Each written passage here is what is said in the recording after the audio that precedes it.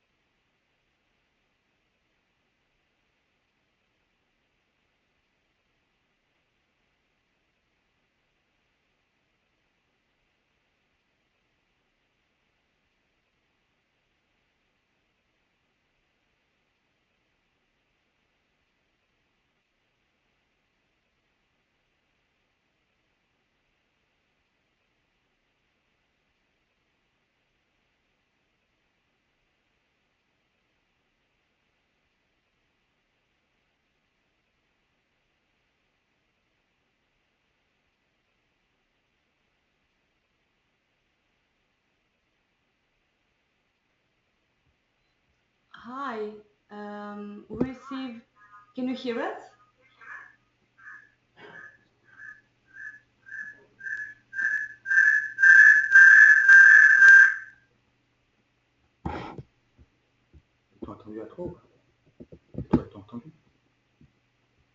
Okay, perfect. Sorry for this technical issue. Good morning, good afternoon, good evening, everyone. Thank you very much for attending this webinar on green public procurement in Sweden. We will be starting in a few seconds. My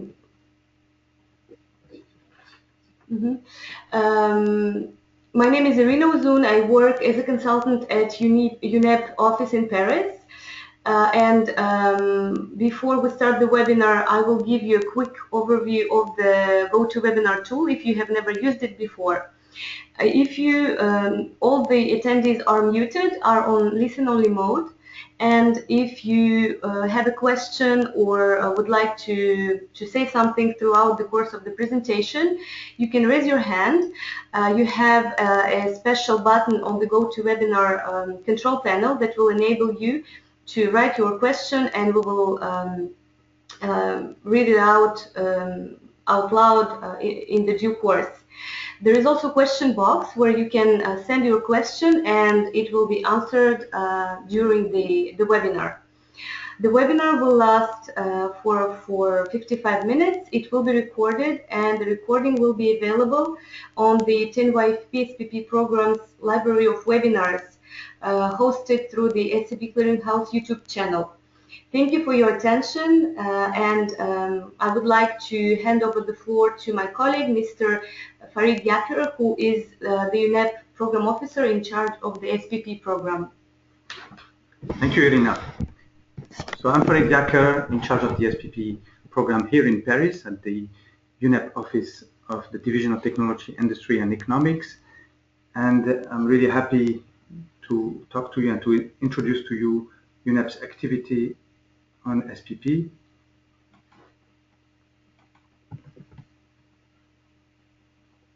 And this webinar is organized in the framework of a main program we have, which is called the 10-year framework of programs.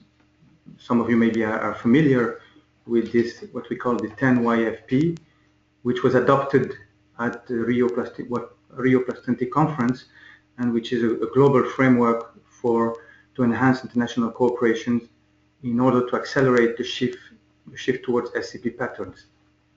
The objective of the 10YFP is really to support capacity building and provide technical and financial assistance, especially to developing countries, to make this shift to sustainable consumption and production patterns. We have in Rio 6 programs were adopted, and they are listed here on the screen: consumer information, sustainable lifestyles, and you can see that sustainable public procurement is one of these 6 initial programs. Then we have sustainable buildings and construction, sustainable tourism, and sustainable food systems. We provide you the link for more information on what we call the 10-year framework of program. In terms of SPP, this SPP pillar of the 10YFP has also a history, and it dates back from 2005 when the Swiss created what we call the Marrakesh Task Force on SPP. Marrakesh because the first meeting on sustainable consumption and production following Johannesburg took place in Marrakesh. That's where they started to discuss the establishment of this 10YFP, which was finally adopted in Rio in 2012. But you can see that it lasted for 7 years, just this preparation of this important program, which is really now the concretization of the effort of the international community to shift towards more sustainable consumption and production patterns. So the Swiss decided to take the lead on one particular aspect, which is the SPP, and then they organized and set up this task force. UNEP was part of it. Then it finished its work in 2011. It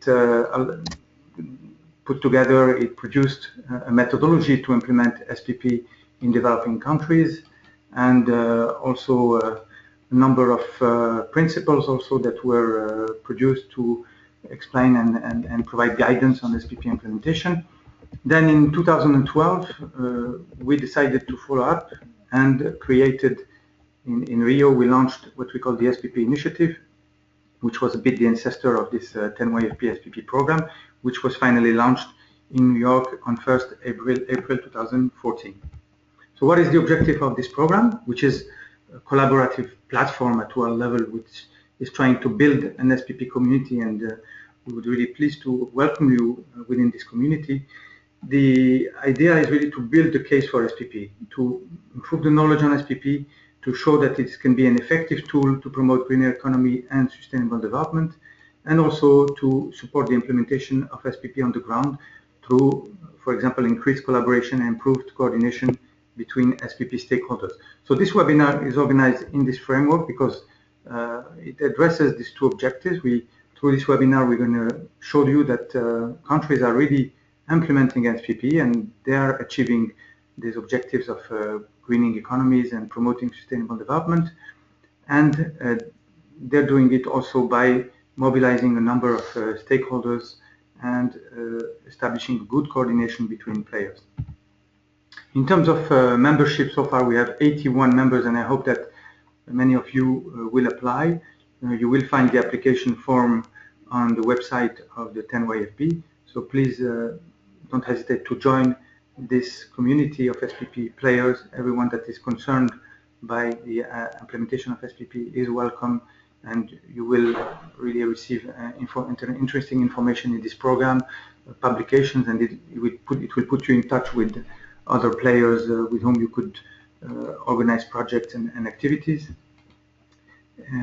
you see that it is a multi-stakeholder program. We have representatives from government, from international governmental organizations, from NGOs in this program.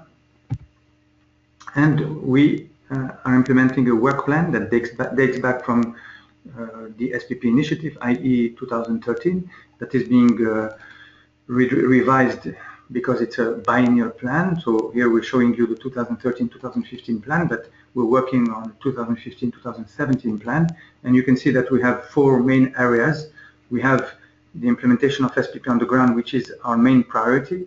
Then we also try to assess implementation and impact of SPP. For example, how can we better monitor SPP implementation? Many countries cannot tell what is the percentage of GPP in their procurement. They cannot measure the impact of their sustainable procurement. What impact does it have on, for example, CO2 emissions, on creation of green jobs, on resource efficiency? This is not very well known. And we try also to collect and disseminate best practices. For example, there is a compendium of SPP best practices that was done with the OECD that you can find online. And we will show you also that we have reports that are upcoming on the measurement and communication of impact of SPP and on the monitoring of SPP implementation. You will receive notice when these publications will be out. We have also, sorry, previous one. A third area which is connected to the promotion of innovative solutions for SPP implementation and the search for these solutions in a collective way. And what we have been working so far on is issues such as, or areas such as product service systems. How can we substitute products with services with hopefully a positive environmental impact? How can we increase the share of SMEs in public procurement? And the fourth area is connected with the linkages with the private sector, and we welcome together, part of the webinar will be dedicated to this issue, for example, of greening supply chains, how through SPP we can improve the greening of supply chains and make them more sustainable, and also provide a guarantee to public procurers that throughout the supply chains the sustainability principles are respected. And we also work on the linkages between eco-labeling and sustainable public procurement. How can we make sure that eco-labels are fully used in public procurement? Next one. These are some of the outputs. I presented already the ones that are upcoming. No, come back. Yes, I mentioned the SPP principles. We also have a publication out on product service systems if you're interested. The pre-study will be presented, the pre-study on the sustainability of supply chains will be presented later on by Sven-Olof.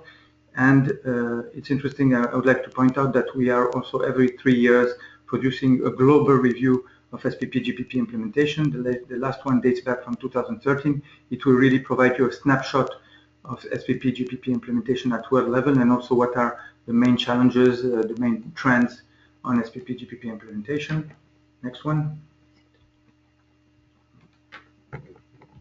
Okay, now we're ready to hand over to our colleagues from Sweden. So, Irina, can you please?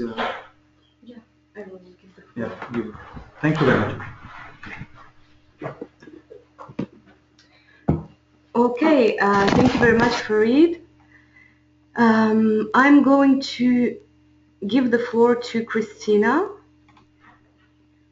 Kristina, can you speak up, please? Yes, I am here. Yes, I can speak up. You hear me very well? Yes. Did you hear us? Yes, I hear you. So I could start the presentation. Okay, perfect. Okay. Okay, first I would like to thank you and Farid, and I'm very happy to be here today.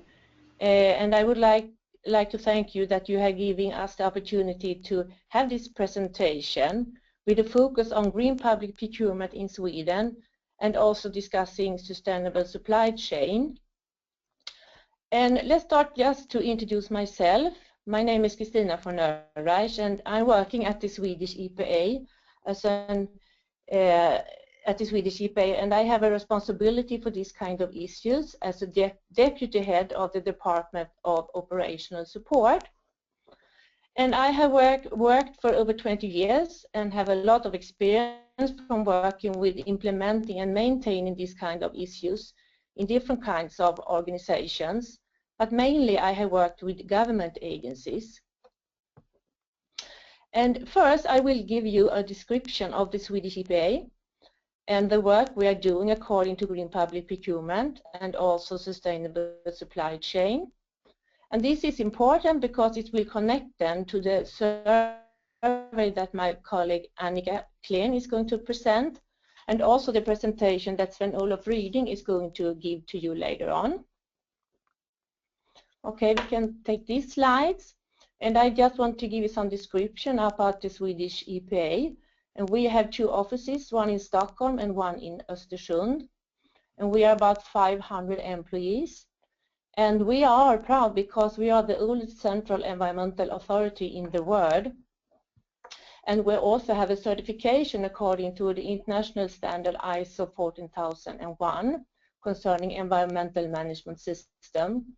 And we had it since 2003. And we are working on behalf of the Swedish government and have a lot of different kinds of missions. And we can take the next slide. And we are working according to a national generational goal. And the goal in Sweden, this overall goal of the Swedish environmental policy, is to hand over to the next generation a society in which the major environmental problems in Sweden have been solved. And it's very important also that the last sentence, without increasing environmental and health problems outside Swedish borders. And that gives us also an international perspective of this goal. Next slide. And then we also are working according to 60 national environmental objectives. That is the basis of our work. And it's the status that we want to have about the environmental impact in Sweden. So all the different kinds of parties, or different kinds of persons in Sweden should work according to these environmental objectives. Next slide. And we have a lot of different kinds of missions. We are the focal point in Sweden, supporting the implementation of the program. We also have the mission to developing practical tools on sustainable supply chain management. And we also have the mission to measure and to work out measures and instruments for greater reuse and recycling and more sustainable consumption of textiles. And we also are working according to the EU Waste Directive. All member states should have a waste prevention program and prepare procurement criteria for waste prevention measures. And we are also working with circular economy. That is very important. Okay, the next slide.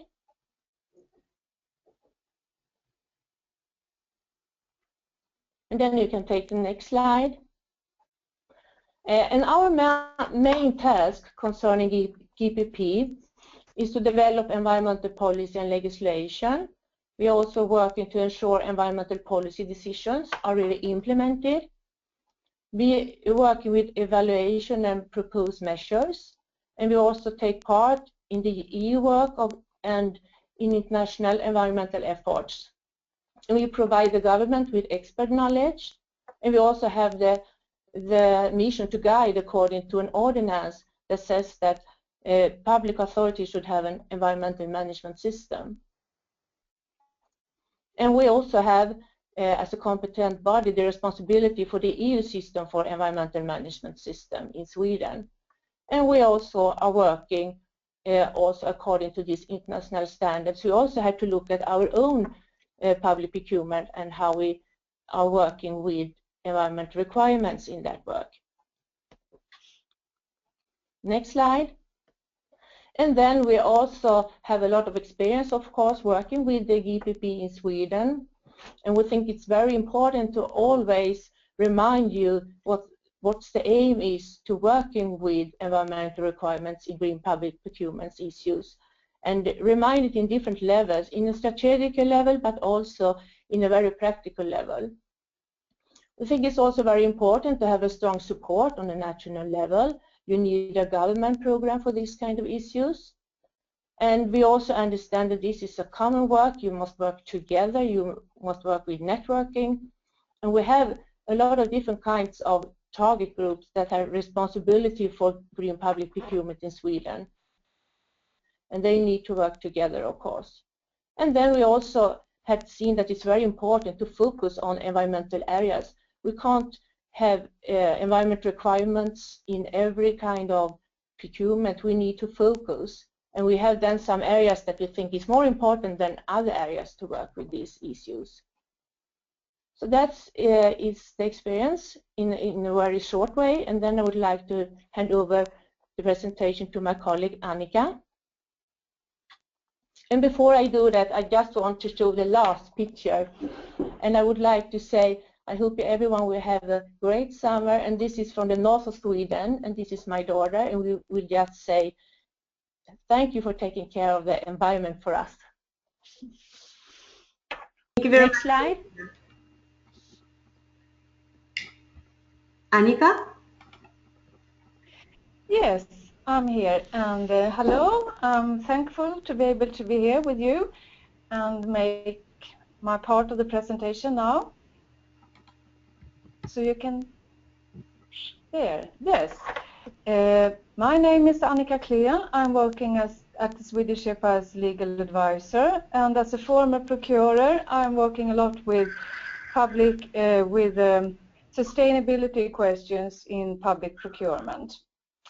And I'm now going to talk about a survey, a report of a survey and a workshop that the Swedish EPA made in 2013. And it concerns green public procurement is a tool for achieving national environmental quality objectives. So, yes. The Swedish EPA has in the years of 2004, 2007, 2009 and 2013 conducted this kind of surveys, and the aim of those are monitoring how government agencies, municipalities, county councils and government companies are working to establish environmental requirements in connection with purchasing of goods and services. And we have also made a survey this year that I will talk a little bit about it at last picture because it's not quite finished yet. But this survey from 2013 went out to 654 organizations, and the response rate was received of 58%, and we were very pleased with that high response rate. And that's a total of 376 responses. 195 of the answers are from state agencies, 142 from municipalities, 27 from government companies, and 12 from county councils. The surveys are also often going out to Swedish embassies, but they are not doing much purchases by themselves. So they don't answer these surveys in a wide extent. Yes, you can change the slide. Next slide, please. Thank you.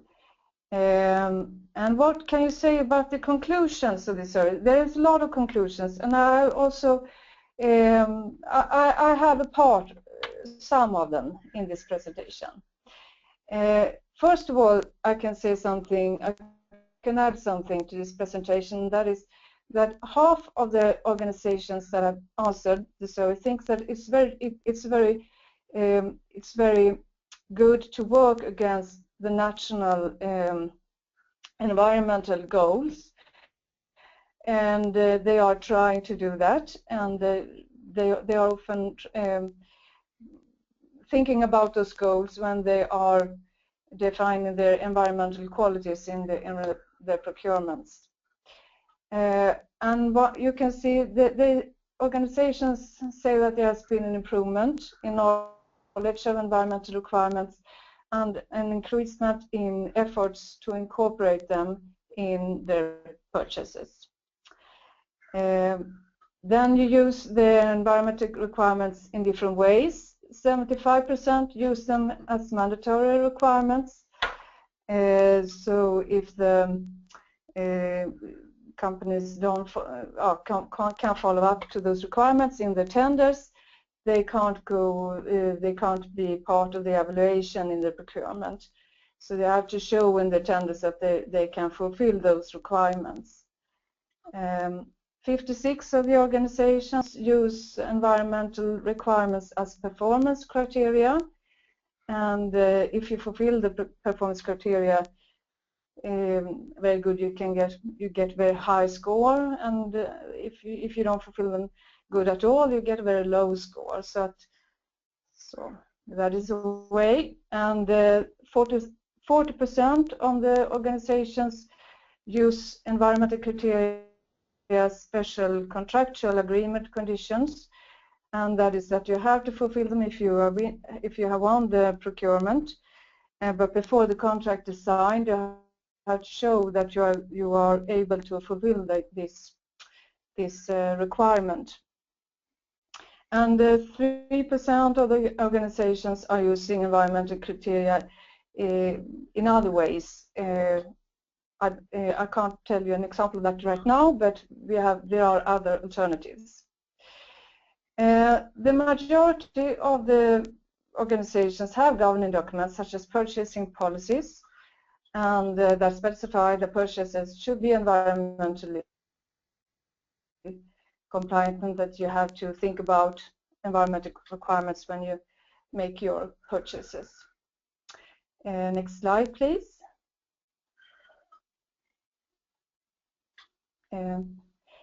Yes, and most organizations answer that they have both a centralized and a decentralized purchasing organization. And in Sweden today, in many big organizations, they're working with getting the purchasing department as centralized as possible. So that is something that is very useful. Sorry. The survey also shows that management at different levels of the organization needs to be better at following up and demanding that environmental requirements actually are stipulated in the purchases. And if the requirements are stipulated, you also have to follow up those and see that the contract partners really fulfill them. And that is the work that is easier to do if you have a centralized organization. And many big organizations in Sweden are working with this, following up contracts. And it's something that many organizations are very good at today. Then the survey shows that better training is required among purchasers, and that those who provide training also need to have the right background and expertise so that they can explain in a easily understandable way how to use environmental criteria and how to build up the capacity in each organization. Next slide, please. Then the survey shows that the organizations find that there is a need for better internal collaboration between those working with questions regarding the environment and the procurers. And in big organizations, you often have different departments that are working with environment and procurement. And Swedish EPA, we are getting reports. We are getting reports each year from state government agencies that are reporting about their environmental work and their procurement work, and we are working with giving them guidelines about how this information can be, how they can provide this information in an easy way and work together in their organizations. And this information is then further, we then send it further on to the government once a year. Yes. And as Kristina said before, the report shows that it's good to start concentrating in using environmental criteria in the areas like energy, construction sector, transportation, food products, chemicals, and information technology. And after that, you can go on to smaller areas. Yes, you can change slide now.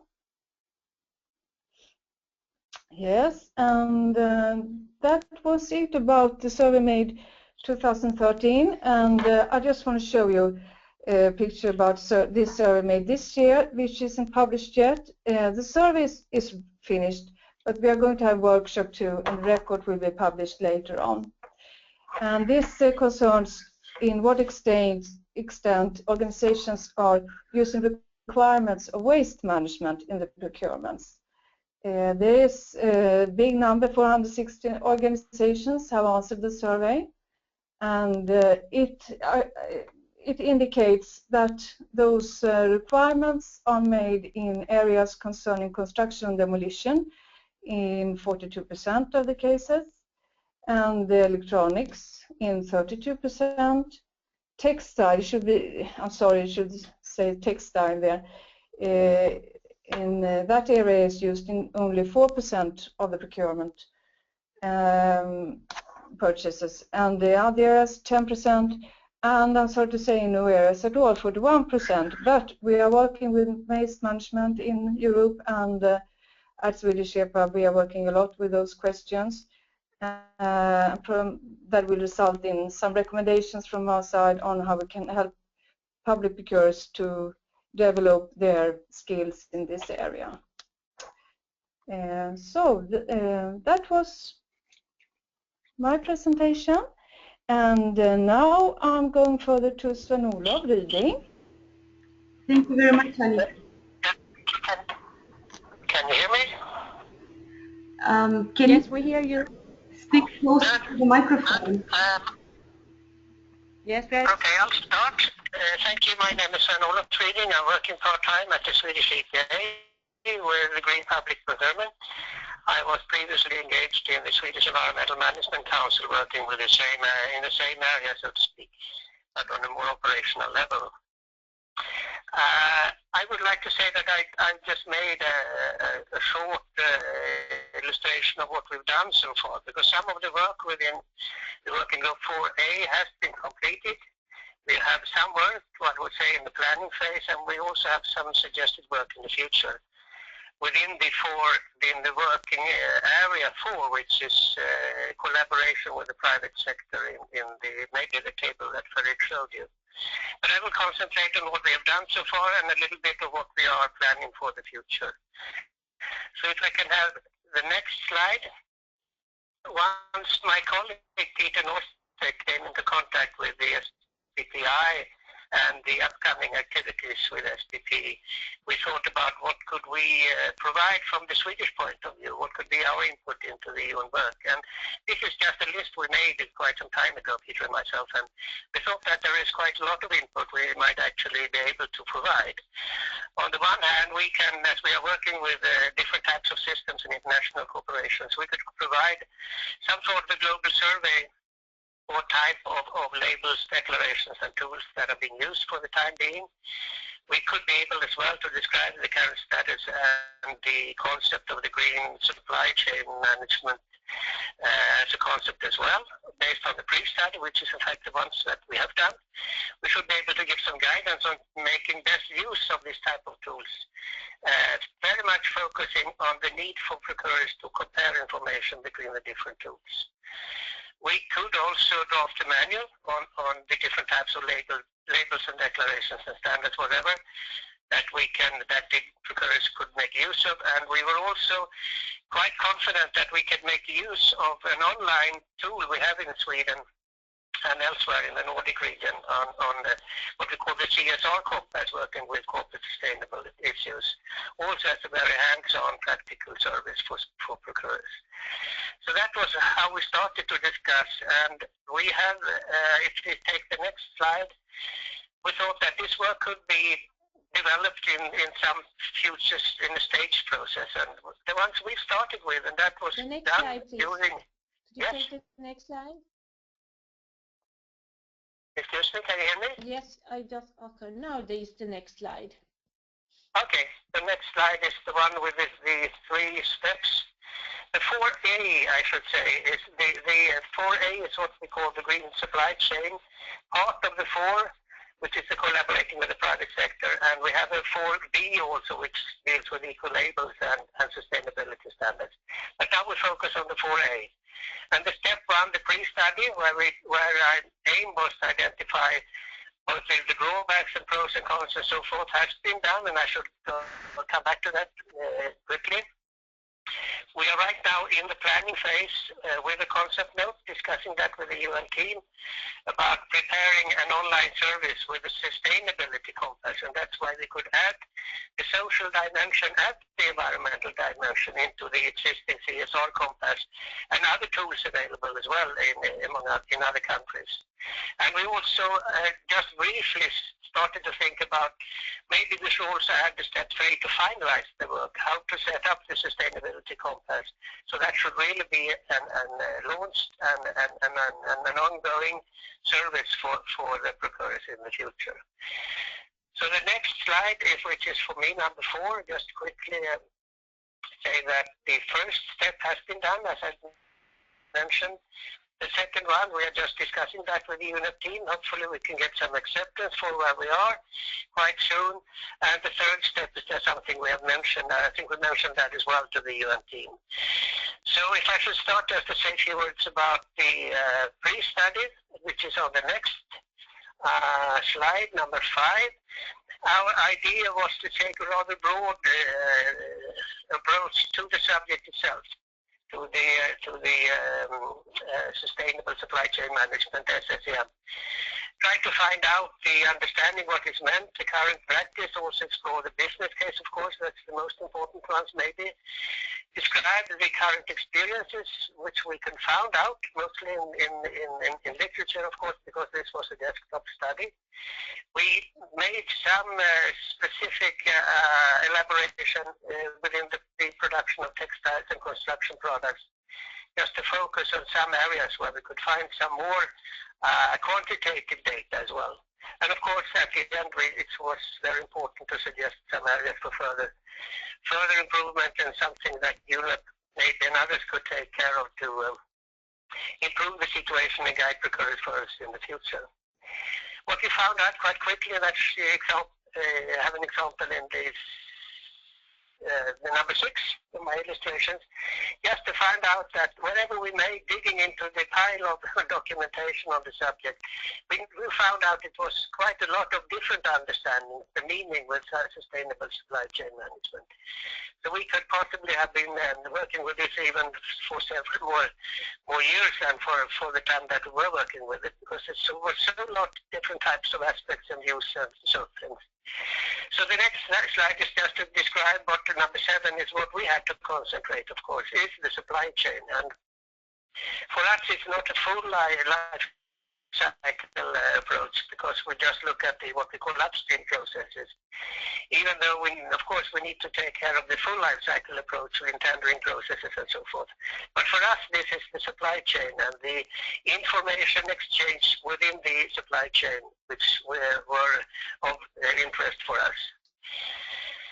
And in slide number 8, slide number 8, there was a lot of different ideas and viewpoints in the literature we found about how to work together, on what level can we work together, could we just work together with the same type of policies, or should we have some real practical work together, could we even have common goals, etc., etc. So we tried to just divide these different types of engagement with suppliers in these 4 levels: setting expectations, to monitor and audit, remediate and capacity building, of course, and they're different parts of quite close partnerships.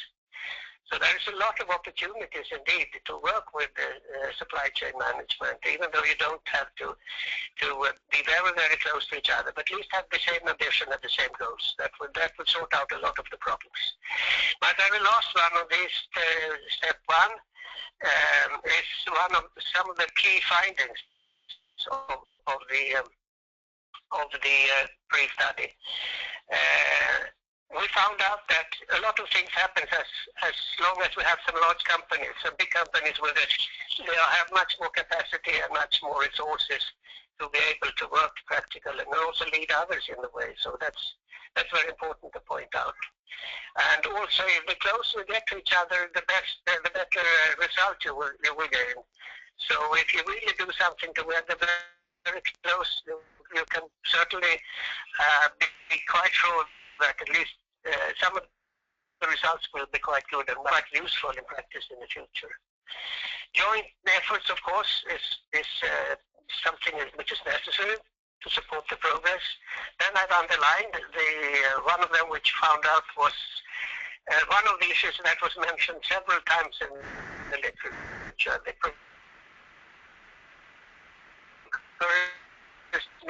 User-friendly to connect a little bit. There is a lot of current experiences of sustainable public procurement, which we felt is not being used to the extent that it can. Some literature also introduced life cycle costing as a very important add-on tool to the supply chain management and working with the environmental dimension. It's also, some literature also pointed out the benefits of working with monitoring and assessment at the same time.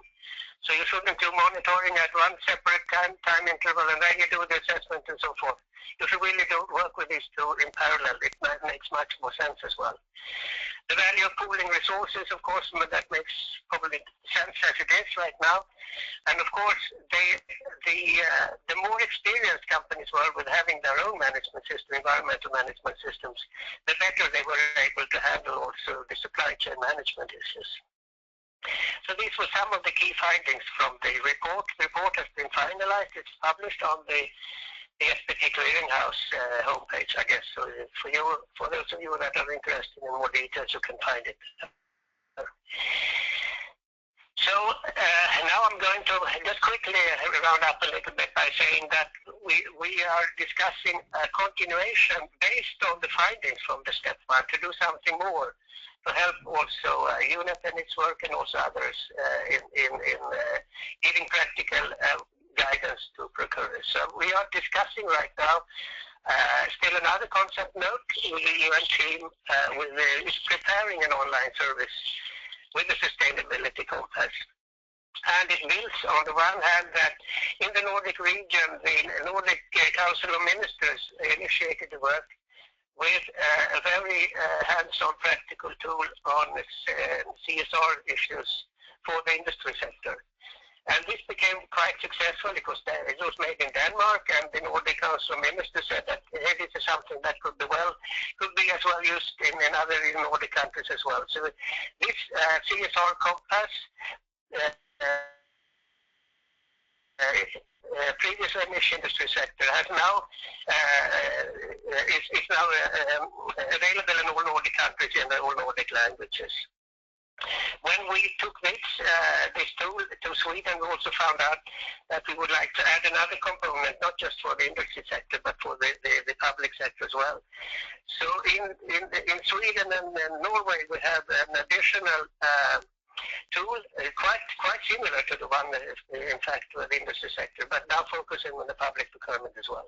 But this is not in English, but this is the one we would like to make use of in a better way.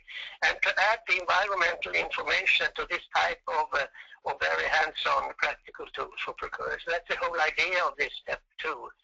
But we would like also to look into some of the key findings from the theoretical desktop study, whether some of these findings really holds true in reality, so to speak. So we will make a short case study in connection with the Baltic Region program to look at some supply chains, having hopefully quite a lot of good quantitative information to help us out to look at some of the key findings and support them from the pre-study. And and we will focus this one on pharmaceuticals. So this is just an input as well to check some of the key findings from the pre-study before we build them into this sustainability complex. So the outcome of this concept, of this step 2, would be to provide a sort of a manual for how to set up a user-friendly practical online tool. We will then describe what will be in stage 1, stage 2, stage 3, stage 4, with links where you can find useful information on labels, useful information on how to set up an environmental policy, useful information on how to set up an environmental management system, useful information in the tendering process, etc., etc., etc. It's very hands-on, and it's meant to be used by separate procurers in their daily work. So that will be the outcome of the step 2, which we are discussing right now. But this is not the end of the process. But we need also some work to set it up in the actual in the practical case as well. So this will be an online tool that could be launched and be used as well. So that will be the final, what they call step 3 for the time being. But this is just an idea from the time being, for the time being. What I would like to just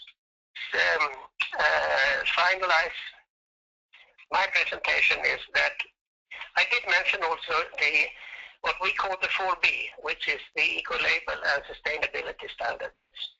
Because when we discussed the step 2 in the 4A areas, we discussed about introducing EPDs, environmental product declarations, in the UN procedure, in the UN process. And once we did that, we found out that this is a whole program in itself. So that's why we deleted that from our previous ideas about the step 2, which I've just discussed, and thought that this might better be a cornerstone in the 4B area on eco-labels and sustainability standards. So we have just quickly had a small little document initiating this idea to the UN team, if that could be something that could be fulfilled in this way or in another way, but just an idea to link the two together. And this 4B area, we also just made a structure on the one hand, we can work with a global survey on the practical use of eco-labels and sustainability standards. But the most important thing for us within this concept is to develop a procedure for mutual recognition between program operators. Because in the proliferation of eco-labels and other types of standards, there is a lot of confusion on the market if they are to handle a lot of different types of labels and declarations. And they don't know whether they are able to use the information for comparisons.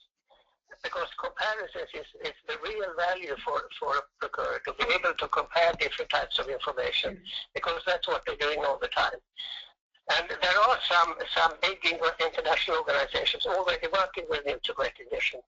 So we think that if UN, the UN team and UNEP could be a part of this startup process between different organizations of mutual recognition, that would be very worthwhile to do on a more global level.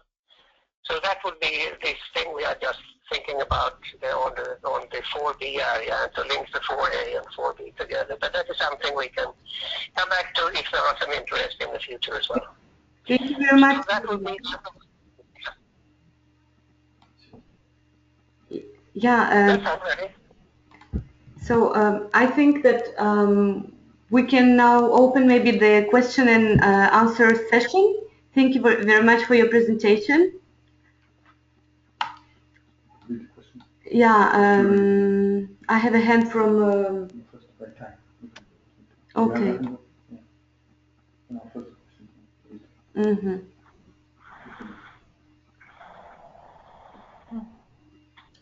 So I have a question from Prankur Gupta. I will read it out loud so that you can respond. What legal changes have been made in the tendering system to accommodate the environmental concerns? In Sweden.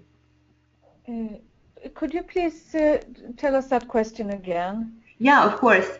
What legal changes have been made in the tendering system to accommodate the environmental concerns? Right now we are implementing the new EU directive, and it's going to result in a new public procurement law in 2016, and it's going out to all agencies, all organizations in Sweden, and it's the process that's going on, and we are hoping that this new law will lead to that it will be easy for us to make environmental requirements in the procurements.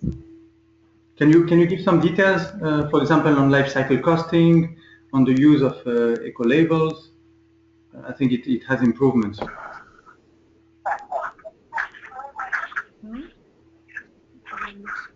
I cannot give you any details, but in new law there will be regulations about life cycle costs and eco labels and environmental management systems. But it will be, I cannot explain them exactly how they will be in detail, but it will. We are always working with this at different levels in the Swedish organizations, and we have the Swedish Competition Authority. They work a lot with guidelines, and so that it will be easier for us to make those environmental requirements in the future. Yes, so it's on ongoing work, and I think this new law will contribute to highlight these issues.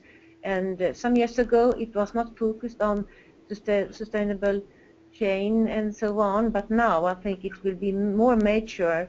But then also the procurer need to have some education, of course, how they are going to use this new law and the paragraphs that will benefit this kind of issues. And we're also working together with the companies and organizations that have an environmental management system according to ISO 14001, because in that standards, it's very focused on supply chains, and it's also focused on how you should do your purchasing on goods and services. So we are not such a big country. We are working together with different kind of stakeholders, and we have also a good cooperation at the EU level that I think we have a lot of benefit from. Thank you, Annika.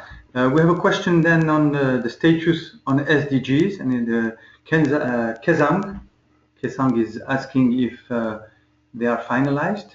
So the reply is no. There was a proposal made by the Open Working Group on SDGs that worked for, I guess, about 2 years on defining those goals and the targets, and it is being submitted to the General Assembly that will start its work in September, and it will be up to the General Assembly to adopt the proposal made by the Open Working Groups. I can just tell you that among the SDGs, there is one goal that will focus more specifically on sustainable public procurement, and it's goal number 12.7, that requires governments to accelerate the shift to sustainable public procurement. So we will have a specific webinar on this issue of SDGs. Next one. Yes, I think that's a question for you, our friends from Sweden, that the presentations are too concentrated on environment. What about the social factor? For example, work conditions, small local companies, and the Basilio thanks you for the results for the survey. This is the 4th survey in your series. What is the question there? Sorry. So the question is, apart from getting the comparable statistics, have you learned anything from the earlier surveys and modified anything so as to improve the results and knowledge on the topic? So he's thinking about, oh no, this is another question from Charlotte, sorry. So the previous question, let's address the previous questions regarding the social aspect. How is social dimension taken care of in Sweden? Yes, here is Kristina. I think you have right that we have focused on the environmental issues, because we have that mission from the government, because we are the environment agencies working with that kind of issues, but it doesn't mean that we don't look at the social aspects, but it's a mission for another public authority in Sweden. And we think it's still a lot of things to do concerning the green public procurements. If we have not finalized that work, it takes much more time to have these to be very good in our procurements. So we focused on that one like experts, and then we are working together with other government agencies that have the mission to work with the social aspects. And the government, the public authority that also are working really practical to give advice to procure, they are working together with the both social and environmental aspects. But we are helping and supporting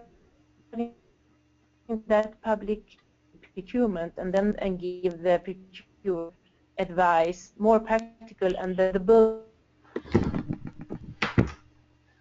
aspects. So that's the way we choose to work. It's the whole concept. It's important to work with sustainability issues. But I don't know, Sven-Olof, if you would like to add something about that. Well, I know we have some experience from working with the CSR compass, so actually we do have some ideas how to bring this forward. And this is really why we'd like to incorporate the environmental dimension into the CSR compass, to really link the two together, because the procurers have to notify both environmental and social aspects. So it's very important. And I would say that the UNEP has been really in the front line by providing your manual or your guidance on social LCA. So I do think we have a lot to learn from the UNEP and the UNEP as well, to bring this into a sort of a practical work, where we add also the economic aspect for the procurers in the future. But it takes some time, and I don't think we have all the experiences, not even with the economic dimension. So we just have to work with it in the future to align all of them and encompass all the three dimensions in the future. And I would add that the pre-study addresses a number of social concerns, right, in procurement. So I invite you to read it. I'd like now to move to the question from our friend Charlotte Lear. Hi Charlotte, good to have you on the webinar. Just would like to mention that Charlotte is one of the co-authors of the global review that I mentioned in my presentation, and she's asking about the results and the improvements you have made on this last survey, which is the fourth one. And the specific question is, apart from getting the comparable statistic, have you learned anything from the earlier surveys and modified anything so as to improve the results and knowledge on the topic? So it's really about how you design that survey. And she says she's thinking about, for example, the aspect of procurers' follow-up on their sustainability requirements, if you have been able to look more into this area. So the area on the sustainability requirements for procurers.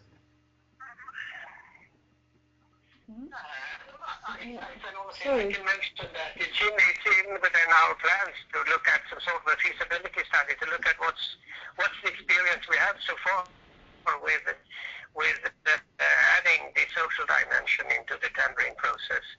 So that is something we would like to report back, and we are able to contact our Nordic companions working with this compass, and I do think that they have some experience to bring forward as well.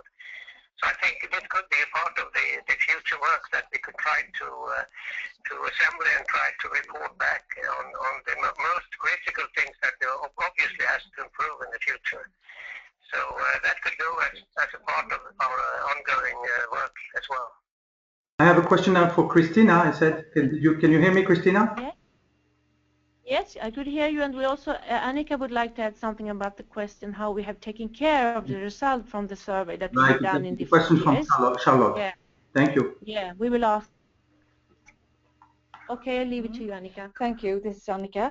Yes, we have the results from the surveys has been given to the government, and they have a national strategy for public procurement, where they have read and they're taking care of the results of those surveys, and even the Swedish Competition Authority having their guidelines taking the results into consideration. And we can also see from the surveys that the procurers, the work with procurement and environmental requirements are going forward, steadily forward, and there's a lot of need of more information and education, and there's a big interest, and the agencies are really working hard with this area. And we can also say that we have found that this is very important to make those surveys in specified areas, as we have now done this year, and that latest survey report will be published later on in this autumn. Yes, and I could also add that the Swedish EPA have started a lot of networks with the public authorities to discuss this kind of issue in a more practical way. And then we also looking at the supply chain, and we want not to work in a theoretical level, we want to be a very practical level. So we have this very good networking with 198 public agencies that could contribute if they would like to. But now I think it's about 20 public authorities in this network, and we work very practical to understand how we could use each other's knowledge and work together, not do things that will be developing, not rewind things again. I hope that was an answer on the question. Yes.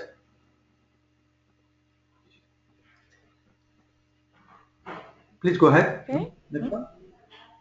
Next question. So we have a question from Rafael. Hello, Rafael. He's probably writing to us from South America. Rafael Sanchez is asking if he can access the, I guess, the webinar, the recording from the webinar. So, si se puede, la información es donde tenemos un channel YouTube donde será la presentación disponible. Gracias por tu pregunta. Next one is no, next one. He left. Again, we have a question from Prankur. He says life cycle cost is an interesting concept which, as said, can be very helpful in procurement, but it is difficult to implement at cutting edge level without much knowledge available. So it's a comment, but also a question. Do you want to comment this, our friends from Sweden? The difficulty of using life cycle costing in public sustainable procurement.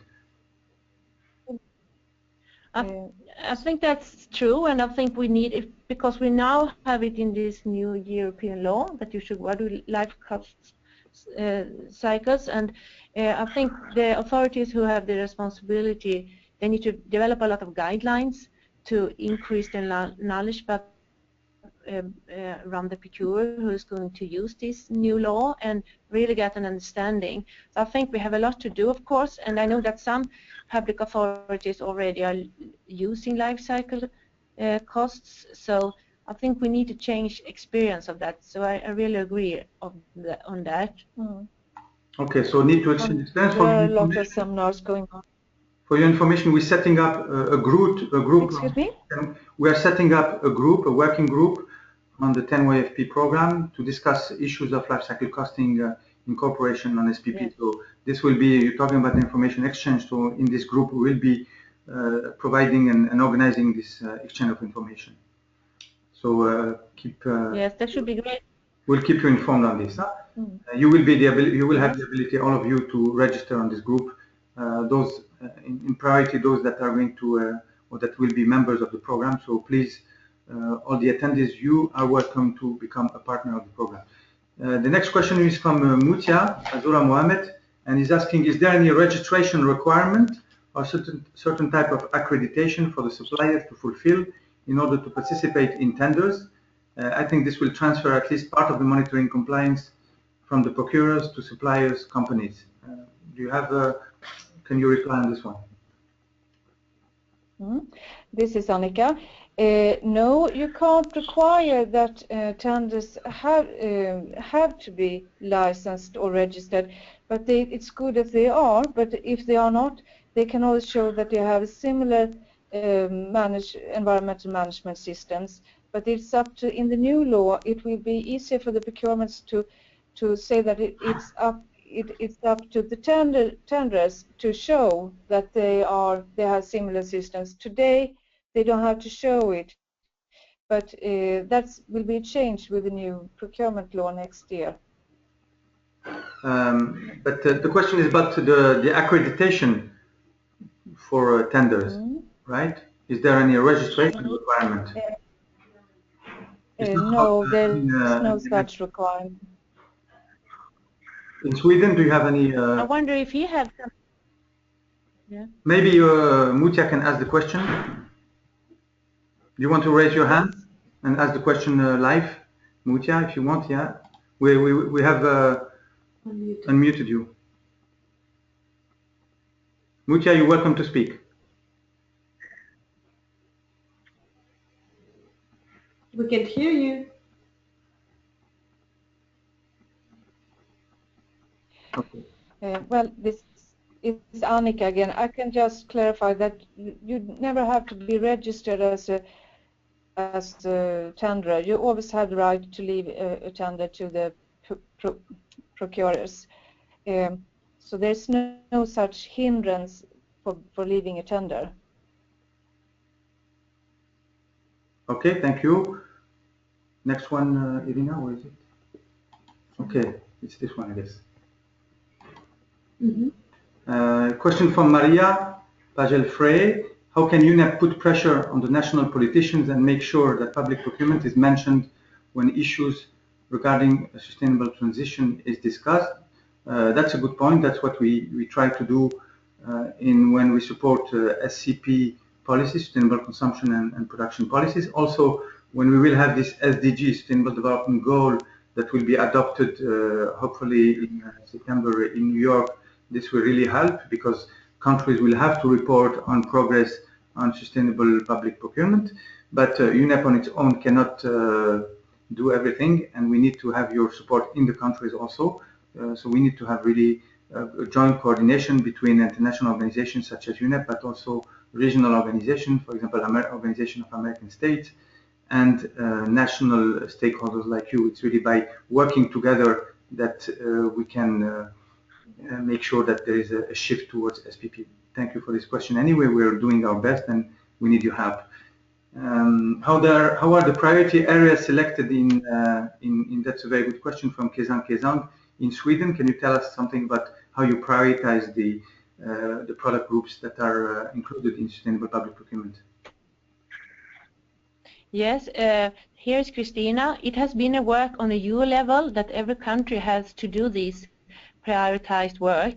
So we had a lot of experts sitting here at the Swedish EPA for, I think it's nearly 2 years ago, and looked at what kind of procurements are the biggest environmental impact. So we did it as a work that was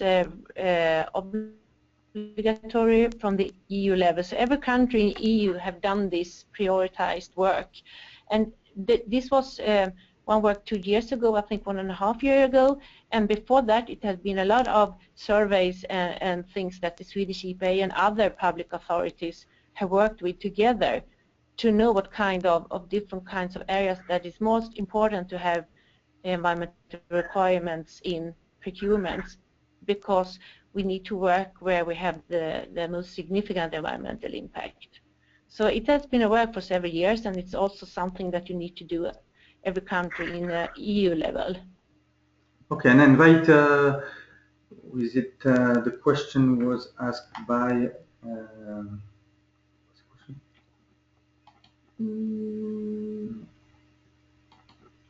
by Kezang, to visit the EU GPP website. So you on Google, you just type EU GPP criteria, and you find a list of 21 product groups that are prioritized by the EU, and these are then translated or transposed into national policies. The next question is from Basilio Danino, actually, or it's a question. He's asking, are you aware of the development of ISO 20040, or actually it's it's 20,400 on sustainable procurement. This standard includes some guidelines for governmental sustainable procurement. Yes, I can confirm the work is ongoing. The last meeting took place 2 weeks ago in London, and we're drafting, UNEP is part of that, and we're drafting the version 3 of the guidelines. And now we're discussing the possibility for the guidelines to go to public consultation, meaning that organizations outside the drafting committee will be able to comment this version. So we're getting towards the end of the work. It should last another 6 months, I think, but the guidelines are about to be finalized. The ISO norm, I mean. We will keep I leave it to yes? I leave the question to Sven-Olof Ryding because he's working with that. Yes, so please. We couldn't hear you. Can you repeat, please?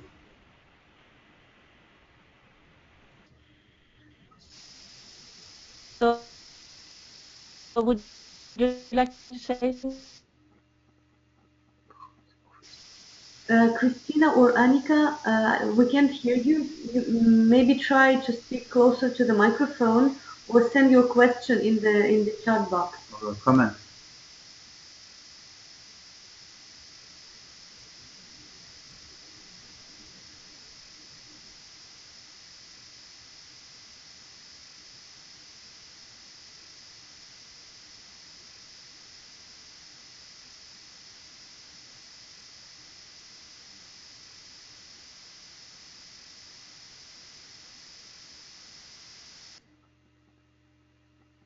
Hello?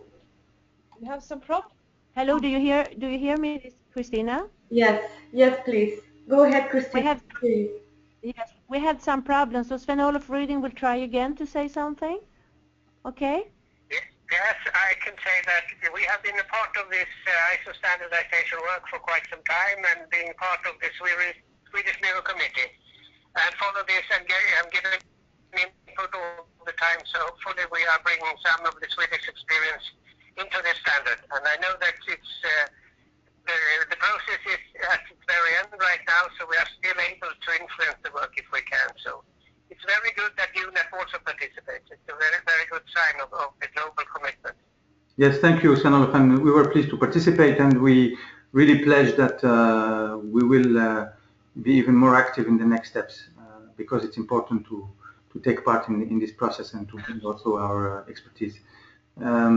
Next question is from Gisele Villas-Boas. Could you mention some examples of action related to the engagement of SMEs and maybe their percentage into the supply chains of SPP? Anything you can say on the participation of SMEs in SPP in Sweden?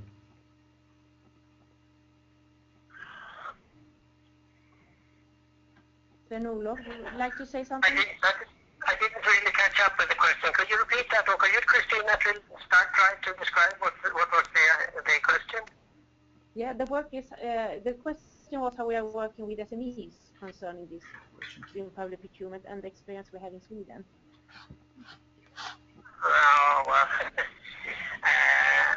I don't know specifically. We have some Swedish associations working specifically with SMEs, small and medium-sized companies.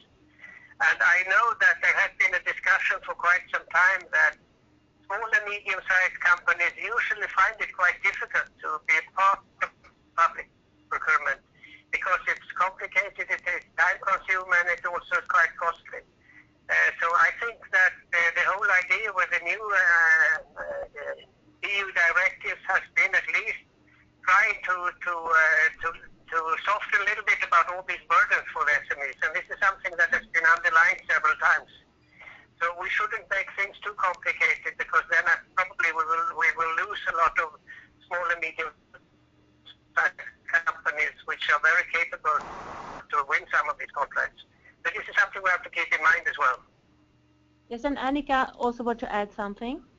Yes, I can also say something from my own experience as a former procurer, that in Swedish agencies they often talk about how to make it easier for SMEs to take part in public procurements. And there's a lot of work going on to make it easier for them to take part. And then we have the National Competition Authority that are also working with those questions a lot. So that is. Do you have any specific measures? Do you have any specific measures to support participation of SMEs in public procurement? I don't think we not at the Swedish EPA. It's not part of our work to measure that, and in our service we don't ask those kind of questions. I think it's more something for the National Competition Authority to work with. Maybe you could include that next service, no? Because it's an important question. Maybe not directly environmental, but it's interesting. Yes, that's a good idea. Yes, absolutely. Thank you. Okay, there's a question then on which internationally recognized eco-label are you using for each different product? For example, paper, tires, vehicles. We know that in Sweden you have the Nordics one, and is it widely used, broadly used, or are you using other labels? This question is from Elena Mora.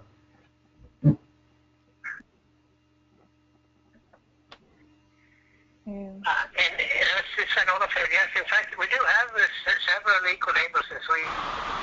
We are the only country in the world having at least 4 of them in parallel.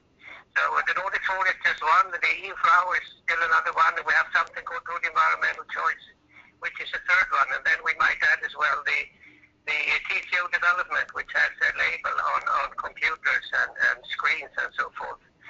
All of them are addressing environmental issues, so they are, so to speak, a little bit competitors to each other, but they are really addressing the sustainable public procurement as one very important area for them in the future.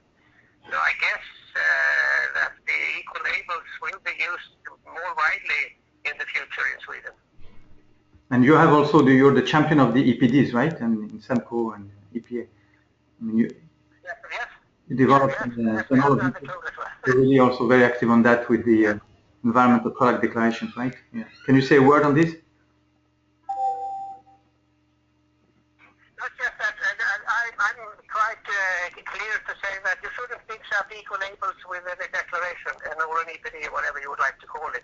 Because a label is a label on something which you have to meet a specific target, and an EPD is just a clear-cut description of the environmental performance of the product. It doesn't say whether it's good or bad.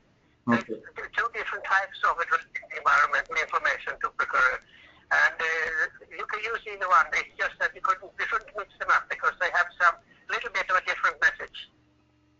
But are EPDs used in procurement, in sustainable procurement? Yes.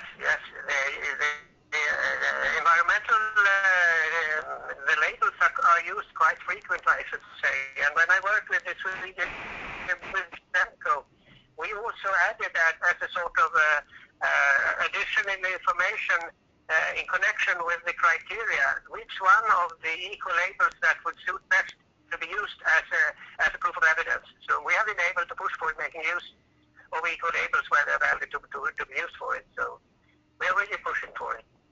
Great.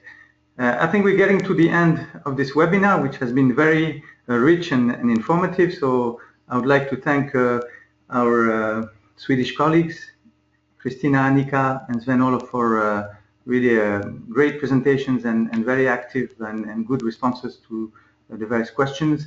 We were really grateful to have so many attendees for a number of countries in the world, from China to Latin America, etc.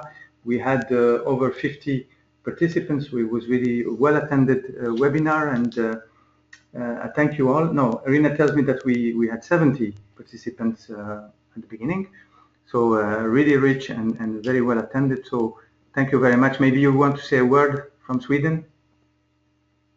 Yes, I would like again to thank you that we have this possibility, and I think it's fantastic that you could communicate with so a lot of different people from different kind of the world.